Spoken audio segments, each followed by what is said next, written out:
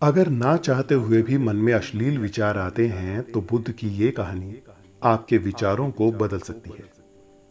एक बार चंद्रवंशी राजकुमार भरत बुद्ध के सानिध्य भिक्षु के रूप में दीक्षित हुए।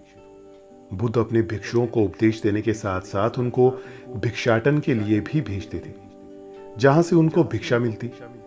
भरत को महात्मा बुद्ध ने भिक्षा लेने के लिए एक श्राविका के घर पर भेजा। भरत रास्ते में चलते हुए सोच रहे थे कि न जाने आज खाने में क्या मिलेगा।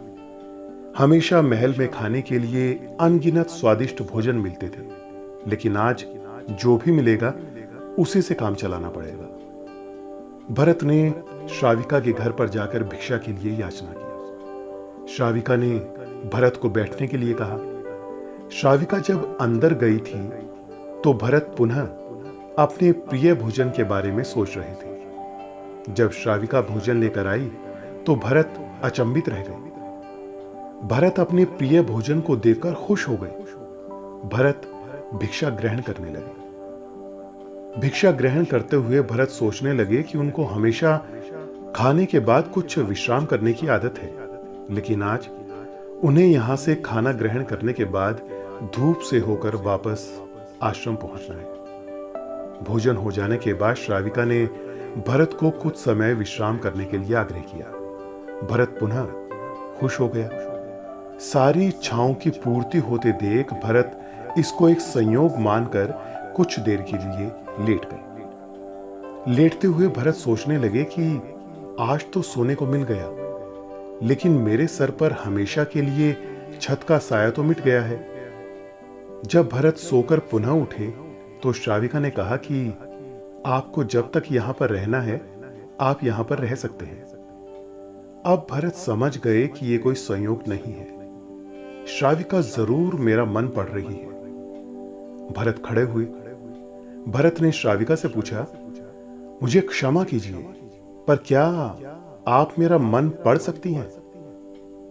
आप ये सब कैसे कर लेती हैं? श्राविका ने कहा, शुरू शुरू में मेरे लिए ये कठिन था, लेकिन मैंने खुद के विचारों को देखना शुरू किया। शुरू में मेरे विचारों की संख्या अनगिनत थी, पर मैंने अपना पूरा ध्यान उन विचारों पर केंद्रित किया।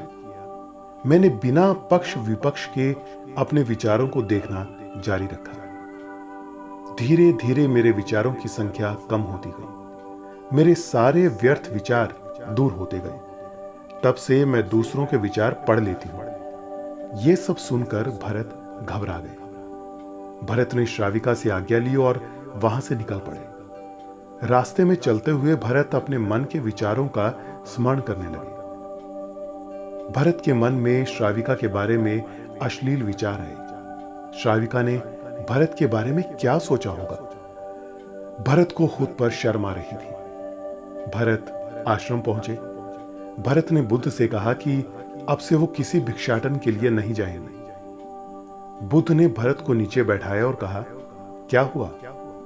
तुम मुझे अपनी व्यथा विस्तार से बताओ। भरत ने विस्तार से सारी बात बताई। भरत की बातों को सुनकर बुद्ध ने कहा कि आज से 7 दिनों के लिए श्राविका के घर पर भिक्षा के लिए तुम ही जाओगे, लेकिन तुमको कुछ बातों का ध्यान रखना पड़ेगा।